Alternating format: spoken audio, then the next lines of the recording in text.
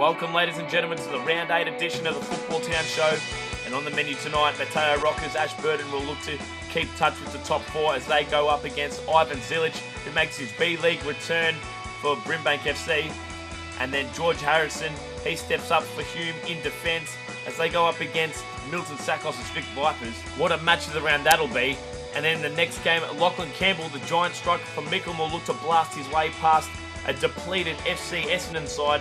Luis Osorio trying his hardest to spark his side's league campaign into action. And then the next game, Sam Dehaney returns to Moreland FC as they go up against the informed striker Tomo Grigic and Metropolitan. And then the Brazilian duo, Lucas Krul of Carlton, goes up against his Brazilian mentor Fernando De Moraes and Fitzroy. But before we move on, ladies and gents, let's take a look at round 7's results from last week. And CF Brunswick overcame Mickleham with ease, as did Pascoe Vale in a tight one over Carlton in match of the round. Metropolitan and Ashburton returned to winning ways, while the Vic Vipers and Hume continued their assault on the top four. The first game to get us underway in round 8 was Ashburton FC, who were sitting in second position as they went up against Brimbank, who had creeped their way into the top 8 in 7th. In all honesty, Ashburton should have gone ahead 1-0 with the first kick of the game. Nick Silvestri hitting both posts there. But as the ball went down the other end, luck went against Ashburton yet again. Benny Gearbock deflecting the ball into his own net. Brimbank had a shock lead at 1-0. Mateo Roca had a beautiful ball to Silvestri, but he hit both posts yet again. It looked like it wasn't going to be Ashburton's night, as Ivan Zilic signalled his return, calling Lorenzo de Paris into a fine world-class save. Brimbank, with the comfort of sitting 1-0 up, passed and moved their way around the Ashburton defence. Eric Hamray scoring Brimbank's second, much to the surprise of the crowd. Ashburton's Mateo Roca and Lorenzo de Paris are normally very clean disposals of the ball out of defence, but this time, pressure from Mark Borchard allowed Adam Alisevich to score Brimbank's third. If Ashburton were going to stay in touch with their lower-ranked opponents, they needed a goal and they needed it quick. Silvestri having his third damaging strike of the game, saved by John Italia. But just as Ashburton were chasing a goal, employing the fly keep-up tactic, Mark Borchett streamed forward on a counter-attack and scored Brimbank's fourth. Luckily, Mateo Roca was there at the end of the half to bring a goal back, but it certainly wasn't going to be enough. They had to score early in the second, and it didn't work out for Ashburton the way they'd hoped. Alisevich claiming his first of the game, slotting easily under Lorenzo de Paris, who didn't look at his best. Brimbank were taking their chances and running with it. Adam Alisevich getting too much space on this strike and made no mistake. And he was at it yet again, striking from distance, which in turn fell to Zilic for the setup for Alisevich's third of the game. He certainly was sticking his hand up for man of the match honours. With the score at 7-1, Ashburton had nothing but pride to play for, and player manager Benny Gearbock came close to getting the second, hitting the outside of the post. Mateo Roca, who is by far Ashburton's most dangerous player, also given too much space in the middle of the court, was able to toe poke with ease past John Italia. But playing that fly keeper role seemed to bite Ashburton on the bum yet again. Ivan Zilic turning Mateo Roca like cake after losing the ball easily, slotting the ball into the net for his first of the game. And the cherry on the cake was topped off by Zilic yet again, who got his second and capped off the 9-2 win. We're Ivan Zilic. Ivan, 8-1 result, mate. You must be over the moon. We are. Because our goal this season is just to survive in the league. So every point is a big thing for us. Especially 3 points against so good, the team is so good. The next game on the card was a relegation blockbuster as Mickleham SC in 10th position took on FC Essendon in 11 as only 1 point separated each club. Both would fancy their chances in taking 3 points. And it was Mickleham who scored the opener through Lachlan Campbell, who has been the go-to man for goals in recent weeks. Phil Robotis scored a fortunate goal through the keeper's legs, took a slight deflection, Iggy Filipovic with a delightful assist across the D. 2-0 down, Essendon needed a bit of magic, and when Abdi Ahmed sold Vlado Zoric a bit of candy, he drilled past the Mickleham keeper with ease. The score was now 2-1. But when Lachlan Campbell found space on the left flank, he precisely found the bottom left corner to recapture Mickleham's 2-goal lead. In a bid to bounce back just before half-time, Gustavo Candello streamed forward from his defensive position, but was famously saved by Steve Corsten. Essendon bounced back through youngster Abdi Ahmed, who grabbed his second for the game. His inclusion into the squad certainly did revitalise the squad, but he did lose the ball straight away to Lachlan Campbell and played the villain. As the youngster was taught a harsh lesson, Campbell scoring his second of the game and restoring the 2-goal lead. Some nice pass and move work between Osorio and Kobo allowed Abdi to grab his third of the game. The youngster really made his presence felt for a call-up next week. And in the next run of play, Alex Kobo scored a real captain's goal, equalising the scores against the run of play. It was soon 4-4. When Kobo retrieved the loose ball and set up Abdi, you would have put your money on the youngsters claiming his fourth, but it wasn't to be. With only minutes remaining, you would have put your money on Abdi finishing from close range. He had the keeper well beaten but hit the inside of the post. And when Kosturic found Filipovic, Micklem were on their way to record a rare yet famous win over Essendon. We've struggled the last few weeks with a good start to the season, the first 2 games, and then we've just struggled to gel together. Thanks, Phil. And yeah, we're just happy that we had a few less players and people got used to each other a bit better today. So definitely happy with the win. Saved, Shane again. Save from Chen. De Silva, lovely. Zilic not tracking his man. And De Silva runs straight through. Franjic, Joseph Franjic. What a belter. Drilled into the top corner from Joseph Franjic. That is a massive goal. Look up Campbell, another save. He has been good tonight. What a stunner. The live wire, Jose Portillo. Slams that one into the back of the net. Hi, I'm Casey and you're watching the Football Town Show.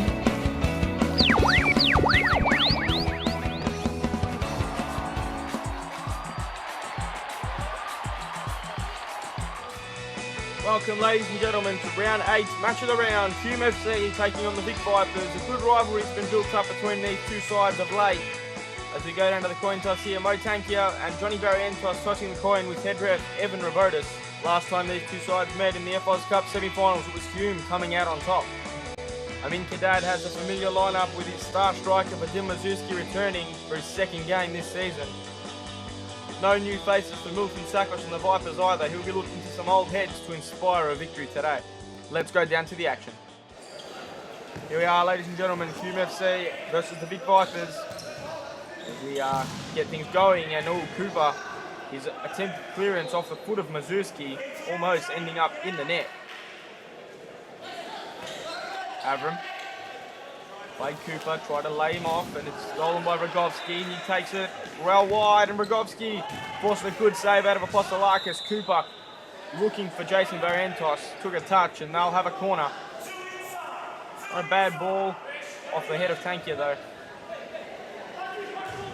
Here's Johnny Barrientos drilling it in. Jason, and it's fallen back to him, and Jason Barrientos opens the scoring. Hasn't been in the best of form, but still been scoring goals. Classic Jason Barrientos, making something out of nothing. 1-0 to the Vipers as we join play again. Bogrovski, Kukulaglu, Tankia. It's one back by Barrientos again. He'll strike. It's high and wide that time. Plays short for Reza Kukulaglu. Cross for Tankia. Headed down. Avram looking for Johnny Barrientos. Maxi Avram here. He'll bring it back into play. Oh, he's gone the look-away pass, and it's fallen to Mazuski. It's 1-1. Maxi Avram had a quick glance, saw Cooper, but didn't worry about the pass, and Mazuski pounced. Cooper winding up from deep as he gets a touch in another corner.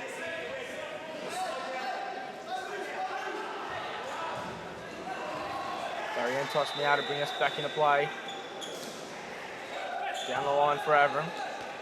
Avram taking it wide. Maxi Avram. Oh, what a stunning goal from Maxi Avram. Had to make up for his earlier mistake and did so in fine fashion. Given too much room by Rogovski, and he took it and said thank you very much. In off the crossbar.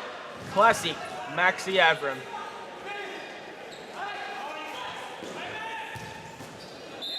Well, can Hume respond again? They had to first time, capitalising on a Vipers error. Mazuski will play in Rogovski, and he'll play it across, and it's in off Johnny Barrientos. Goals flying out of this game early on. Mazurski picked the pass, Rogovski made the run, and Barrientos trying to clear, put it into his own net. 2-2. Barely 5 minutes played, and we've already seen 4 goals as Cooper played it through the middle. Can Hume counter again? Tankia straight in there. Mazurski forcing a good save again out of Christos Apostolakis, deflecting off Cooper. And Mazurski forcing another brilliant save from Apostolakis. Line up for the corner here. It's played down the line by Azam Mazurski, and again he's testing Apostolakis, and Christos is up to the task. Goran. Long throw. As Castro is on. Can he change this game? So often comes off the bench too. And he has, yes he has done. Ricardo Castro trying to lay it off the Heptran. The ball fell to him in an open centre of the pitch. Took a touch, and it's poor keeping from Goran, but it's in anyway. Kukulaglu. 3-2, the Vipers lead now. So often a tough game against Hume. Always a battle for the Vipers, and any team in the league for that matter. Christos going long. Finding Barrientos, good touch. Avram 1-2, spectacular play, and Jason Barrientos hitting it right across goal. No one on the back post. A fantastic play by him and Maxi Avram. Just wide. Kukulaglu. Right across, Tankia. And here's Harrison. Harrison, theatrical leap, but foul was there. Looked like off Cooper. Harrison will have to wind this up, and it's Apostolakis with a save. Rebound to Harrison on his non-favoured right foot, and well, we saw where that disappeared to, into row Z. Cooper. Apostolakis. Long ball, headed on by Jason Barrientos. It falls back to him, and he's fouled, and the penalty's given. Johnny Barrientos will line this up for 4-2, and he gives the Vipers a good cushion right before the half-time break. Straight over Goran. 4-2 now to the Big Vipers. Azam down to the seconds, 18 left. Harrison, Kukulaglu, can they create one last chance? He toe pokes Apostolakis with a save. And that should be it. Johnny Barrientos, will he take a shot? Played Cooper's run, but he had checked and said, you should have given it to me back here. Kukulaglu, long ball off his arm's head, and that should be half-time. Big Vipers leading 4-2, and say they deserve it too. Slightly on top in this game. We'll be back after the break.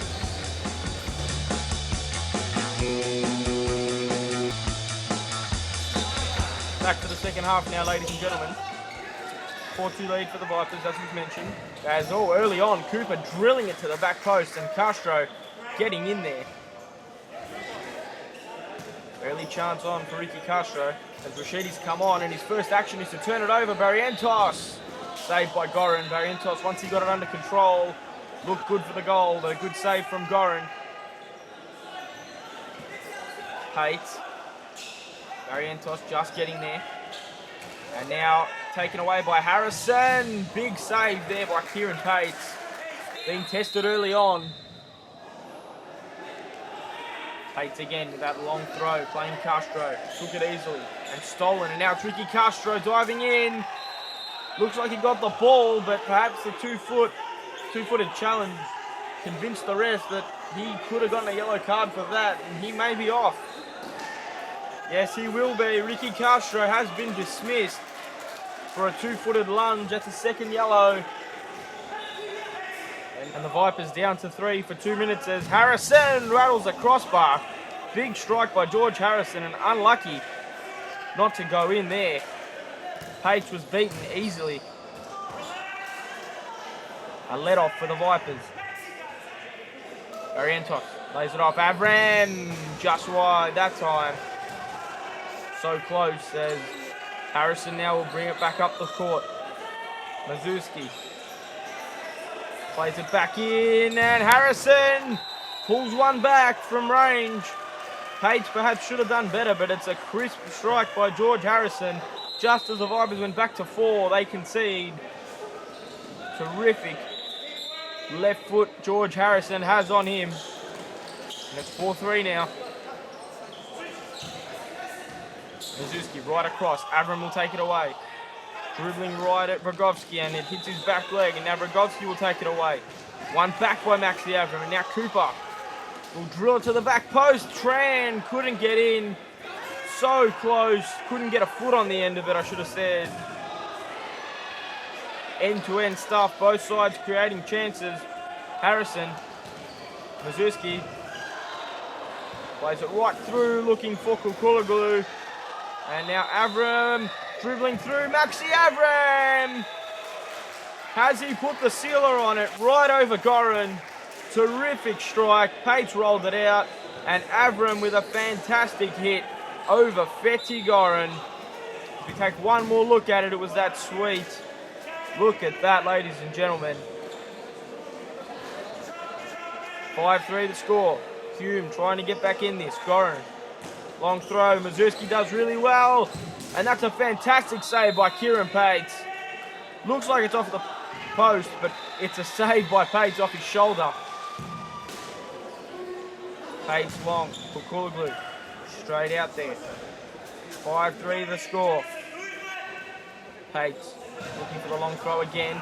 Dishes it, and Lucena goes down. That could have been a penalty. And now it's Harrison. He'll have another strike from range, and this one's in the bottom corner. 5-4. George Harrison with 2 long-range rockets. And Hume back in the game. That one under Kieran Pates. So good, as we said earlier, from long range. Perfect technique. 5-4 now. Cooper just drilling it out. Vipers will have some nervous moments late in the game now, will they? Kukuloglu through the middle. Harrison. Vipers shut the middle so well, and there you go. Cooper's taken it, and Adam Cooper rolls it on his left foot. And that is the end of the game. Adam Cooper has put the sealer on it for the Vipers. 3 points. 3 crucial points. Right in the corner, Adam Cooper. Terrific finish as we have one more look at it. Kukuloglu with the turnover. And Cooper buries Hume.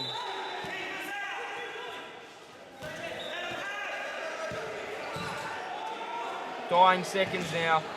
Barrientos looking for a 1-2 with his brother. Straight into the arms of Sisadag, the 5th man. Rogovski dribbling in. Harrison, one last chance. Pates makes another fantastic save, and that'll be it, ladies and gentlemen.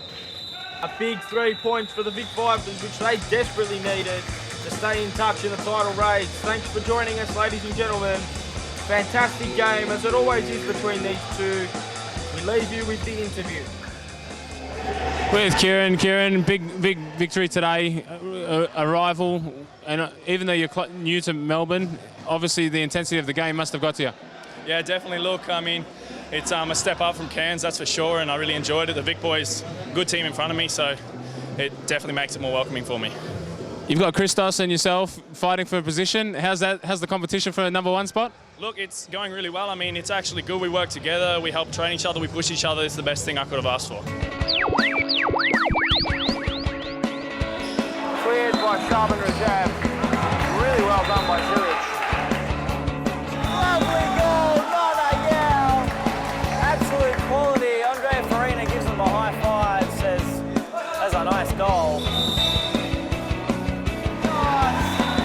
Gets the Vipers on the board within a minute.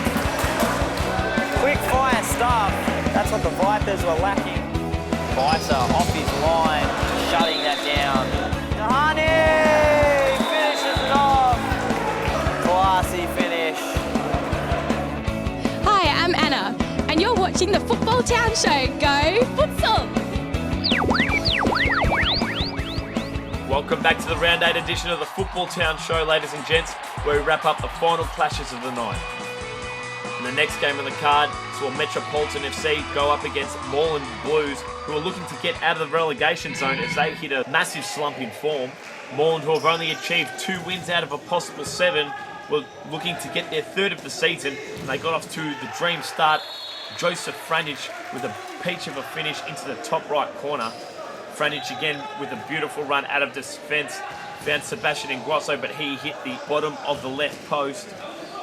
Just as Moreland were getting on top, Metropolitan found a way back. A beautiful backheel by Tomo Grigic found Dino Radzepovic, who set up the lanky defender for the 1-1 scoreline. The next run of play, Alia Carriage gave the ball to Alia, who found brother Dino on the opposite side of the D, but he was unable to finish from close range. And a deflected strike from Sam Dahani was unlucky not to be registered as a goal, Adam Husseini being the first to clear off the line there. Tanner Korkmaz had an awkward clearance that found Dahani, who set up Sebastian Ingrosso, putting Moreland in front in a narrow 2-1 lead. But it didn't take long for Metropolitan to bounce back. A loose ball rolling straight to Adam Husseini, who gave it to the Moreland bench, and boy was he pumped up to get a result. Moreland defender Tanner Korkmaz, who can normally be found putting in big tackles in defence, showed some of his silky skills up forward, chipping Yannick Kacheski with ease. Just as it seemed the momentum was with Moreland, Metropolitan did their best to find their way back. Dina Radzepovic hitting the outside of the left post. But as we know, Metropolitan are the comeback kings. They are hard to keep down. They do score lots of goals, and so does this man, Tomo Grigic, who is in the form of his career. And the defender come striker put Metropolitan into a 4-3 lead at the start of the half, scoring past makeshift keeper Sebastian Ingrosso. With Emre Okal down with injury, they needed some magic, and quickly Sam Dahani delivered with a delightful chip over Kacheski to level it 4-4. A delightful through ball from Dino Radzepovic fan the man of the moment, Tomo Grigic, as his goal-scoring form continued, and Metro were in the lead by 2 goals moments later. Dino Radzepovic finally getting on the score sheet. And when Ali Radzepovic joined his brother on the score sheet, it was soon a 3-goal margin. One would have thought Moreland were too far back. It was now party time for Metropolitan, as they were going to stroll to the 3 points. Alia getting his second of the game and 11th of the season. And a deflected free kick from Yusuf Abdic off Sonakul's foot rubbed even more salt into the wound. And then Tomo Grigic, who had 4 goals to his name, had a couple of assists as well, giving Alia Radzepovic his 3rd. There was a consolation goal right at the end to Joseph Franich to cap off the 10-5 result. Look, it's been one of our best seasons. Previous season we was unlucky. We started good, and then at the halfway through we sort of stopping. But this season's been consistent, so it's good. Good team effort, so it's good. The next game on the card saw 2 young and up-and-coming sides in FC Carlton and Fitzroy go head-to-head. But in all honesty, the crowd were waiting to see who would have the bigger influence on their team, Lucas or Fernando. And Lucas set up Charbon Rajab as Carlton went ahead early, 1-0. Mauricio Novak, who transferred from Pasco Vale a few rounds ago, linked up with Brazilian compatriot Lucas Krul for Carlton's second. When Stephen Gustas hit the ball across the D to an unmarked Sinead Aiden, Fitzroy were left in Carlton's dust as they fell 3-0 behind. As the first half called to a close, Joe Montioni got Fitzroy's only real chance at goal. But Fitzroy's problems weren't in scoring goals, it was in defending them. Stephen Gustas claiming his goal after setting up Sinead Aiden in the first half. Moments later, when a deflected ball fell Ben Mentolioni's way, he made no mistake hitting past Jose Garcia into the top right corner, registering Fitzroy's first. With the score at 4-1 and a 3-goal deficit quite reachable with Fernando in the team, the Brazilian veteran stepped up and delivered his goal, reducing the deficit yet again. It took them a while, but Fitzroy were really starting to get going in the attacking third. Fernando De Moraes just missing the outside of the post. And when Ben Montioni couldn't dispossess of the ball, he tried to dribble Rajab in the D. It wasn't the wisest of moves from the youngster, as Charbon Rajab is cool, calm and collected from that distance. He was never going to miss. And Rajab capped off his brilliant performance with an assist for Lucas Krul, who put the cherry on the 6-2 win. Carlton march on. I think Pasco is a really great team, and the boys had already a lot of players. And yeah, I felt good. Lucas invited me to come to play Carlton, and I'm pretty happy to be there and bring the team up with Lucas and all the boys. It's a pleasure for me. There you have it, ladies and gentlemen. Another round done and dusted as we edge closer to the midway section of the season. Let's take a look at the round 8 results. Brimbank, a surprise win over the second place Ashburton. The Vipers over Hume in the match of the round. Mickleham jump closer to safety, while there were wins for Metropolitan and Carlton also. The game between Pasco Vale and Brunswick will be played on a later date. As we take a quick look at the ladder, Metropolitan surprisingly are on top of the ladder for the first time in many seasons. Vic Vipers and Hume swap in 4th and 5th position, while Brunswick and Brimbank swap in 6th and 7th position, and Carlton go from 12th to 9th position in an amazing jump and turn of events for them. Taking a look at the top goal scorers, Tomo Grigic leads the way for Metropolitan on 16, followed by Matty Vedrovsky 14, Sofyan Sufi, Adam Alasevic and Alia Redzepovic all on 12 goals each. Going to the round 9 lineup, the matches of the round for my money are Brimbank and Metropolitan, Ashburton and Vic Vipers, and of course Moreland and Fitzroy. That rivalry continues from their time in the State League 2 seasons ago. As always, ladies and gentlemen, thanks for joining us. We now go to Goal of the Week.